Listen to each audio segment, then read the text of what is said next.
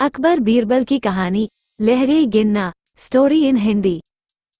एक बार की बात है, बादशाह अकबर के दरबार में उनसे नौकरी मांगने की फरियाद लेकर एक व्यक्ति पहुंचा। उसकी कुछ देर बातें सुनने और बुद्धि की परीक्षा लेने के बाद बादशाह ने उसे चुंगी यानी टैक्स वसूलने वाला अधिकारी बना दिया। बीरबल भी उस दरबार में मौजूद थे। उन्होंने उसे कुछ देर ध्यान से देखने के बाद कहा कि बादशाह, यह व्यक्ति ज्यादा ही चालाक लग रहा है। ये जल्द ही कुछ न कुछ बेईमानी जरूर करेगा। होते होते कुछ समय गुजरा और तब तक उस व्यक्ति ने टैक्स वसूलने का काम पूरी तरह संभाल लिया था। एक दिन बादशाह अकबर के पास एक दो व्यक्ति उस अधिकारी की शिकायत लेकर आए। शिकायतें मामूली थीं, इसलिए उन पर ज्यादा किसी ने ध्यान नहीं दिया। उसके बाद रिश्वत लेने और जनता को परेशान करने के आरोप भी उस अधिकारी पर लगने लगे।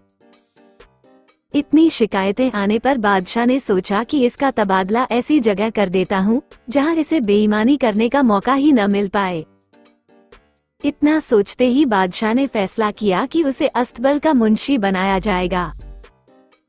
फिर अकबर ने मन में कहा कि अब घोड़ों की लीद उठवाने के काम में ये क्या ही बेईमानी कर पाएगा। वहां मुंशी के पद पर पहुंचते ही उस व्यक्ति ने फिर रिश्वत लेना शुरू कर दिया। उसने सीधे घोड़े की देखभाल करने वालों से कह दिया कि तुम लोग घोड़ों को कम दाना पानी खिलाते हो। इसका पता बादशाह को चला है, इसलिए मुझे लीद को तोलने के लिए भेजा है। अब अगर लीद का वजन कम हुआ तो सबकी शिकायत बादशाह से कर दूंगा। इस तरह से उस मुंशी से परेशान होकर हर घोड़े के हिसाब से उसे 1 रुपये लोगों ने देना शुरू कर दिया। ये बात भी कुछ समय बाद अकबर तक पहुंच गई। उन्होंने मुंशी को सीधे यमुना की लहरें गिनने का कार्य सौंप दिया।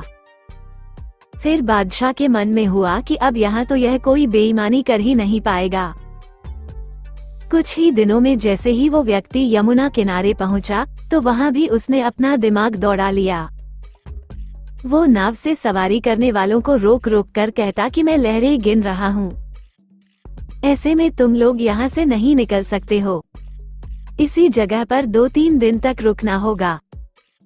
रोज रोज ऐसी बातें सुनकर नाव चलाने वालों ने अपने कार्य को जारी रखने के लिए उसे 10-10 रुपये की रिश्वत देना शुरू कर दिया।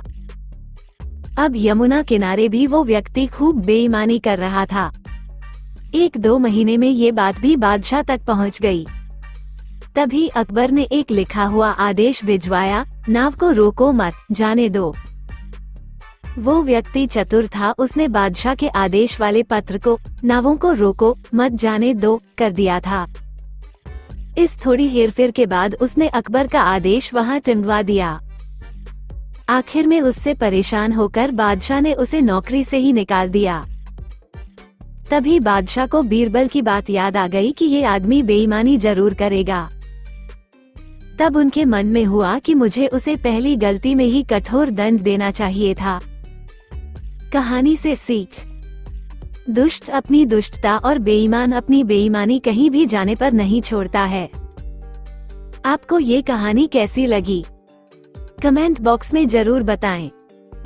आपने अभी तक हमारे चैनल को सब्सक्राइब नहीं किया है तो इसे सब्सक्राइब जरूर कर लीजिए, क्योंकि मैं ऐसे ही कहानियाँ आपके लिए लाते रहती हूँ।